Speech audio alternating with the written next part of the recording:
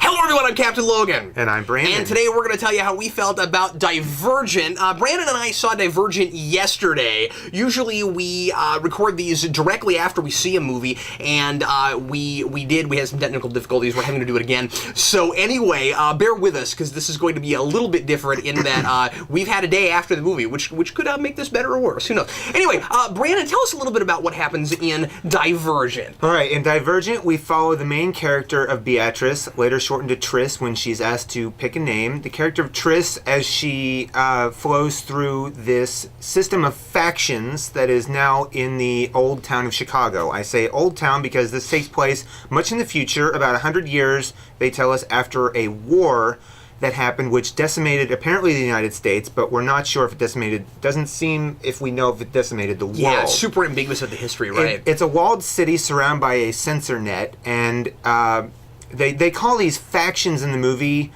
and they kind of got the society segmented up. That's right. By personality traits to kind of force people into a box. There's a governing body. There's particular personality traits. There's the givers, who kind of they sow the land and they do the food and that. And then there's the analytical side. Yeah. Exactly. I would call them more of a.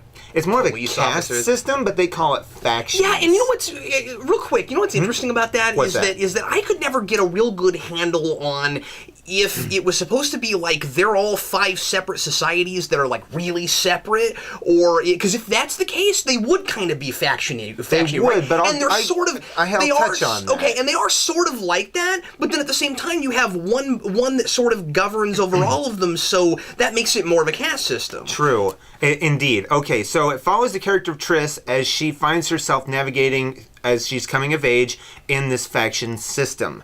She turns out to be a divergent. We learned this very early in the film. Which is bad. And she meets up with another divergent, and they have to work their way through this system as well. They have to make their own way in the midst of a collapsing system. There are ways that characters need to try to save the collapsing system. Well, Brandon, how'd you feel about this one, man? I felt as if the Coke I was drinking was actually a hallucinogen, transporting me into a test where I would have to confront one of my worst fears, watching and reviewing bad movies. Man, so you're going to go that far? So you're going to call this a bad movie? Yes, as a matter of fact. All right. Straight off the bat, I'll say this. I cannot tell you whether or not this movie did what it was trying to do, because I had no idea what this movie was trying to do. Yeah, I mean, I give a couple ideas, but yeah, sure. There was no clear there may be a couple ideas for me as well, but there was no clear indication. One thing I will say that I really liked about this movie were the technical special effects, making Chicago look like a future. It's a believable futuristic society in which post-apocalyptic. Thank you. The only thing that I would say is not realistic about this is if you have a walled city, even of this size, in 100 years, your population is going to be so large. You have to do some major weeding of this population. I just don't think that the system they have in place is that weeding system. It's cutting down population sizes. More generally, I think that there is a lot of kind of missing details that make a lot of this seem a little bit oversimplified, right? It's almost as if it thinks it can get away with it because it's based on a teen book thing. And I don't know if all that stuff is in the novel because I've not read it. So I mean, like, this is nothing against the source material. I don't know, but I mean, like, there's things like, tell me if you had this. Did you buy the futuristic technology? I did buy some of it. What I bought exclusively were the power generators on the sides of the buildings, turbine power generators that just take the wind that's coming into the town, and I would expect to see something like that in a dystopian future. But what I was wondering was how they were able to develop a lot of the stuff that they had, given that they seem to be living in a big no man's land. That's my next thing. Like, is anyone... And again, I just needed more detail because I felt like I didn't get a good enough sense of the world at large, and even Chicago at large. They have a lot of really amazing technology, like they can look at people's dreams on monitors and stuff. We can't do anything like that now. Yes. So like in just 100 years, how were they able to develop like that? Well, Brandon? now it's not just 100 years from our perspective today. Well, you're right. The war was sometime anywhere in the future. You make a really and good it's 100 years from that war. But we don't know when that war was. Yeah, and when we do see like somebody drive a car one time, and if they're driving like a 100-year-old car, it does look a little futuristic. So you're right. They could be galvanizing old technology. Okay, good call. But here's Why the did thing. I not think of that? Well, here's the thing, though. They make a big deal of it. There's 5 casts. None of them is technological. They're all about governing the city, being the analytical what about the part intellectuals? The intellectuals, but I think they're just running like the monetary system. That's what I couldn't tell. I didn't get the sense. Yeah, we couldn't tell that. That was a big problem. I had a lot for me. of that in this. That was a huge problem for me. So in the end, I'm really not sure who the people governing the infrastructure was. Another thing that really bothered me was apparently they have the elevated train in Chicago still runs, but that's all it does. Stops. It never stops. It just keeps running around the city. It never stops. You can jump onto it, open the doors from the outside, get in it. But it just keeps going around the city. But see, there was nothing futuristic looking about that. Like, apparently they kept the same train system. There probably wouldn't be, because I actually watched something recently. It's called Strip the City. It's a relatively new program, I think, but they talked about Chicago specifically and the type of infrastructure that is required to maintain just the L in the summer's heat. They need somebody there. I mean, if I'm going to be totally bought into this reality, which I wasn't, I would also say there weren't any particular standout performances in this. I didn't think so either. One of the mother was played by Ashley Judd. She was fine. There was a lot of this person is fine. This person is fine. Yeah. Now, Ashley Judd, I remember her from a couple of Star Trek episodes, and I liked her in that. There was nothing really standout. I did love the actress. I think she's better than what she got in this movie. I thought she can do a lot better. She seemed really down to earth, nice to me. I thought Triss was fine. I thought Four was fine. I actually liked his performance more than I liked hers. Yes, I can understand that. There were some places looking at her where I kind of felt like, she's acting right now. There was a little bit of that. He I thought was a little more believable, but well, I'll go ahead and say this. In the end, the futuristic stuff. That was the good part for me. Yeah. The bad part would have been I felt like this movie took forever to get started. Yeah. It dragged it a little bit at the beginning for me, but the story never got started until much the end. That's precisely what I had. Through an hour and a half of this movie, I leaned over to Cap here and I said, so far in this movie, it seems like being divergent has just been a problem. There's nothing going on except she's a divergent, and that's a problem. And that's bad for some reason. That was the only thing we got. We can kind of guess why, but yeah, we're not given a whole lot. That's right. So in the end, we forgot our signs. I'm not feeling it.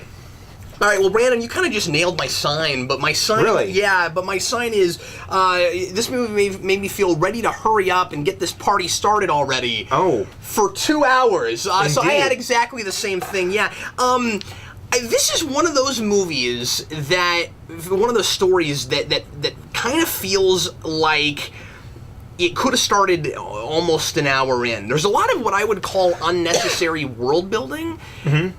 Which is weird. That's a good way to put it. Which is weird because I also felt like there wasn't enough actual world building. Like there's a lot of talking about stuff and sort of how it works, but it all feels really disjointed to me. I never felt invested in the world or really the protagonist Would you say that part of the problem in that is that we don't have any sense of time frame? That is a lot of it. The movie that we're watching, it starts here and it ends here, but we have no idea how long that took. To me, the storytelling is just incredibly inefficient. Like we're told a lot of things, but we're not told why a lot of them are are there. Like we're told, okay, Divergents are bad. Why?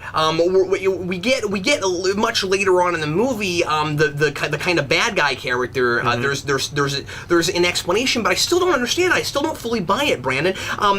Basically the whole idea here, and again, maybe the book, it makes more sense. I don't know. I felt like there were a lot of ideas here that seemed like they could have been really interesting, but they just weren't realized right. Like not okay, fully developed. This is how. Or just not even done in an inspired sort of way. I don't want to just throw around the word undeveloped, okay? Yeah, what I'm talking about is you have an idea, but did you effectively realize it? You know what I mean? Like, did you explore it properly? Was it interesting? You can't just throw ideas at me. You know what I mean? You can't. The thing is, I have seen so many movies and read so many stories about characters who rebel against the system, or and in fact, this isn't even a character who is rebelling against the system. This is just a character that's trying to find her place in it. So that's something. But I mean, I've seen so many movies and futuristic sci-fi things about like quelching individuality. I'm almost inoculated to it. Yeah. Like you've got to get me really invested in a character and not just use the same tired formula. I felt like there was a lot of formulaic here.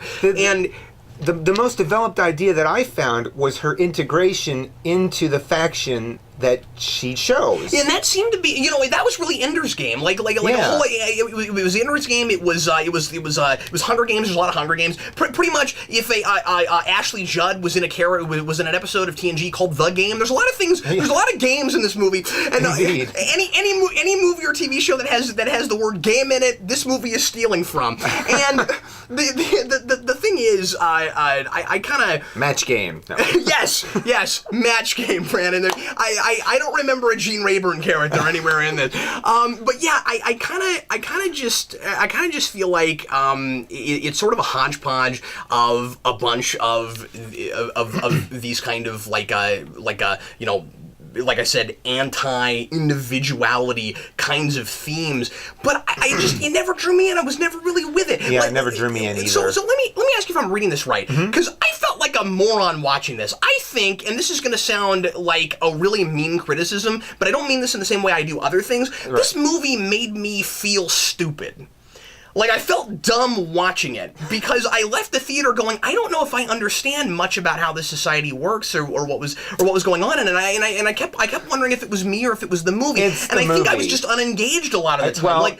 We had a discussion about a couple of the things that may have been missed when you were watching this movie as well, but the movie wasn't presenting this society in a fully functional form. Well, and I think in a lot of ways it just wasn't very good at communicating its ideas. Let me ask you if I'm reading this right. Sure. Okay, so the reason divergents are bad in this society is because they're all.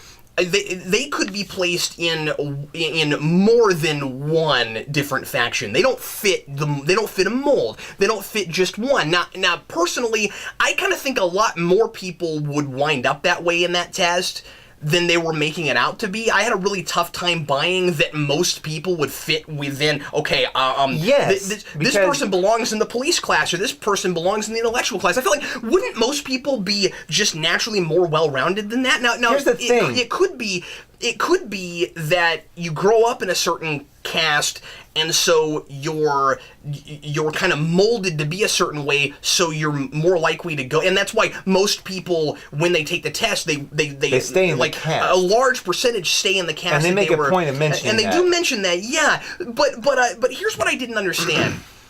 First of all, why do they have to tell divergents that they're divergent? What I don't understand about it is they say that you can pick any caste you want to. I thought that was really interesting. They're trying to keep in this kind of like facade of choice, and I guess it still is sort of choice, but once you've picked one, you're sort of stuck there. Okay, well, if that's the case, then why can't a divergent just be told that they belong in whatever random class they want to tell them, and then they go there, and then they're never allowed to leave, and isn't the infrastructure built such that... That's interesting. I don't understand what they're worried about. What are they afraid of? Here's the thing. Basically, you've got part of this right, as I can tell. You've got part of this right. They grow up in their faction, and so they're more likely to be of that faction. Sure. But some people feel drawn wind to up other. In another one. Yeah. Some people feel drawn to other factions. What it's getting at is that in the societal structure, and it's not even considered all that subversive if you pick something else. Well, here's the thing: in the societal structure, they're taught that you can do this, that you can pick any faction, and once you pick that faction, you're there. You're there, right? Well, these people have been so ingrained that they're almost brainwashed. Right. Sure. It is the Divergents who are able to undo that and say, well, this isn't right. And so the upper management is thinking this is a threat to their system. But, the movie's not explicitly stating it. Yeah, that's what they think they're doing. I'm not buying it. Exactly. I think our protagonist, I think Triss, had she never been told she was a divergent, she would have been like Neo in the Matrix. She would have always felt like something wasn't right. Yes. Or like maybe she belonged somewhere else. But I mean, like, at the end of the day, she still doesn't know where she belongs. Of course that's the case. But I mean, I kind of feel like the whole point of it is supposed to be like you can't box people in. They have to discover themselves for themselves, and that's a very coming of age teenage ideal thing. I like the ideas behind this. I even kind of am interested in the society. I just don't understand it. We don't have enough of it, and I don't think, because it focuses so much on the police class. Like that's like we spend all of our time there. The thing is, you wouldn't even really get that much of a sense that this girl was really a threat to the system if it weren't for the whole like dream walking thing in the machine they hook her up to. Like they only do that in the police class. If she'd been someplace else, we would have had a story. Like that's the thing, is that there are a lot of really contrived situations in this, right? Well, no, she's hooked up to the dream thing to originally determine the class. No, I know that, but then later on, well, we don't know. She discovers more about a lot about herself because she goes back in, because she goes in that thing. That's true. And that's as a fear generator. And it's different. It's not exactly the same technology. That's what I'm talking about, the fear generator thing. And so I'm just saying that, like, I thought there were a lot of really contrived situations like that, where like I didn't really know why. Somebody help me out here. I didn't really know why she felt the need to pick the police class over any other class. That felt somewhat arbitrary to me. I mean, like, I guess it's sort of set up a little bit at the beginning. Like, does she have a thirst for adventure? What is it exactly? She actually mentioned a little bit that she's always admired that class and the system, and she felt more drawn to them than the rest of them. She tells us that. I just don't know if I ever got enough of a sense of her and her personality to buy any of that. Anyway, ultimately, I'm really not feeling on this. I want to like it more, you know what I mean? Because there's a lot of sparks of interesting. The other big problem with this movie is that it is incredibly sappy. And there's a lot of that, and there's also a lot of just like the relationship doesn't work. It's too fast. It's too fast, and it goes from one point to another, and then we backtrack. It goes from one extreme to another. And so I don't want to get into that, but it's sappy, and again, it feels like it's got to do all the young adult cliches. We've got the sorting hat scene. Oh my goodness, it was so sorting hat. And I guess you could sort of say that Hunger Games has a lot of those things too, and Hunger Games now is adding to those things, because there's of course a ton of Hunger Games in this, and it's another post-apocalyptic thing. It has the same really muted, bleak color palette. It's got all of that kind of stuff. But Hunger Games I wasn't thinking about all that stuff while I was watching it. I felt like I was in a fully realized world. Here, I felt like I was in a world that was really that was like just trying to cash in on that stuff. It seemed derivative of the rest of it. Yeah, exactly. And Aaron Dicer did a review on this, and he said something that I thought was incredibly apt. Aaron said that he thought it was kind of ironic that a movie called Divergent, and with that idea, was so derivative and was just running with the pack instead of he said the problem with Divergent Divergent is it's not divergent enough, and I completely agree with him. So yeah, it's also just way too long and way too slow.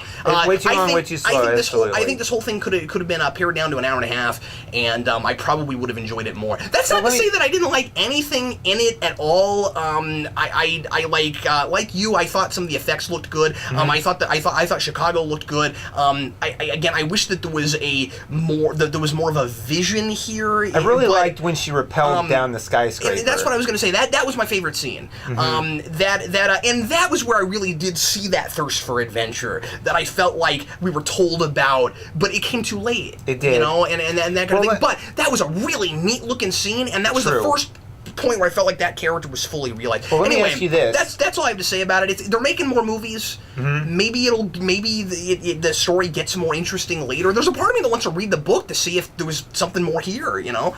Well, let me ask you this. Did you feel that it was ironic that in order to the system, which appears to be collapsing in upon itself, was instigated by the very people who claim they're trying to protect the system by destroying the system? I didn't understand any of that. And then she, who is supposedly destroying the system, is fighting to save the system. Again, am I just an idiot? You've got this it's villain totally character. Yeah, you got this bad guy character who's the head of another faction who keeps talking about how you've got to go against human nature. I got a little bit sick of that being thrown in my face, by the way. She's tired of human nature. She just keeps saying, well, that's the enemy. We have to go against that, and so we have to force people to conform to these to this ideal of the faction before blood. They keep saying that. Yes, faction before blood. And I just kept thinking, but then why do you like again, I think they just didn't communicate it well enough, because all they had to tell us, Brandon, was that the ruling class is somehow threatening that idea. I didn't get the sense that they were. They weren't. The last two things here, I'm going to say the funniest part of this movie was when they showed the faction list and they go, there's a group of faction lists, they're doing nothing, and they just kind of point at them. Yeah. And then tell our viewers about the name thing that you came up with. So I don't know if this means anything or if they thought of this when they did it, but we have that. I was talking about all of the kind of tropes and cliches that they're doing for all of these young book things, and one of them is you have to have a character who usually your protagonist who has like a really out there unusual name, and so we've shortened Beatrice to Triss because that's unusual. The main supporting guy that she falls in love with inevitably is named Four, and they give us a reason for that. The number, and so anyway, I realized that if you put them together, you get Fortress.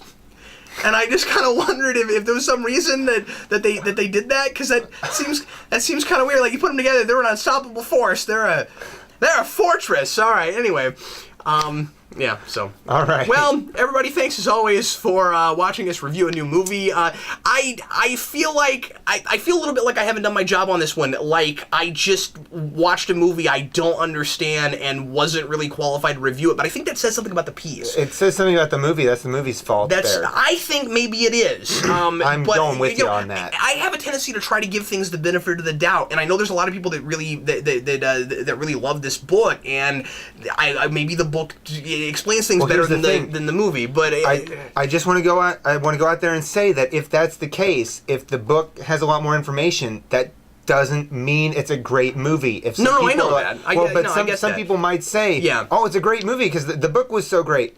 If they didn't put the information from the book in there, I'm calling foul. Well, yeah, and you have to, because that, I mean, and I've talked about this 1,000 times. Adaptation, you have to make a new story out of the original story, even if it is pretty much exactly the same thing, that people that didn't read the book can come in and watch. It has to be a solid piece on its own. It can't be supplemental. And I didn't feel that this was.